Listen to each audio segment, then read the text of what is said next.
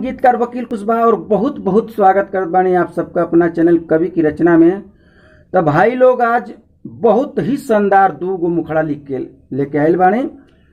आई गाना जे हमारा नियमित श्रोता बा ओकरा खातिर फ्री बा।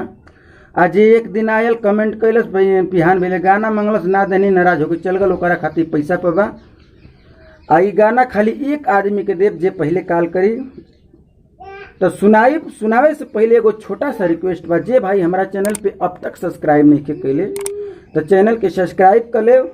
अगर फ्री में मैटर चाहे तो नियमित श्रोता बनो हमारा चैनल का, ओकरा के फ्री में मैटर मिली तो ले सुनी जा, सुन के बताई जा कैसन रही गाना और सुनौला के बाद हम बताओ तनी कौना ट्रैक पर भाई।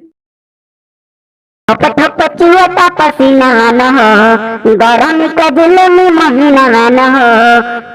पचुआ पसीना न हो गरम का दिल में महीना न हो।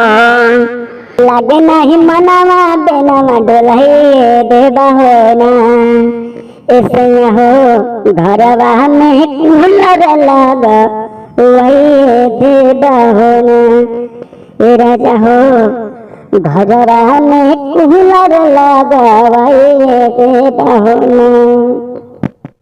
से करही लगावनवानु हो साध पूरा भइल न सजनवानु हो।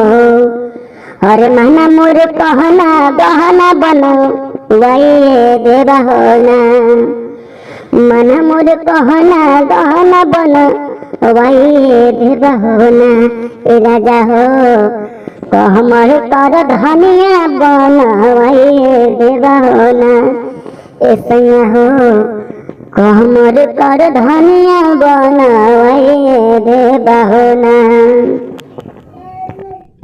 तो भाई लोग एक गाना बा इस समय गर्दा मचौले माटम। तो भाई लोग ये गाना वो ट्रैक पर रहा जैसन कि आप लोग समझ गए हो बा।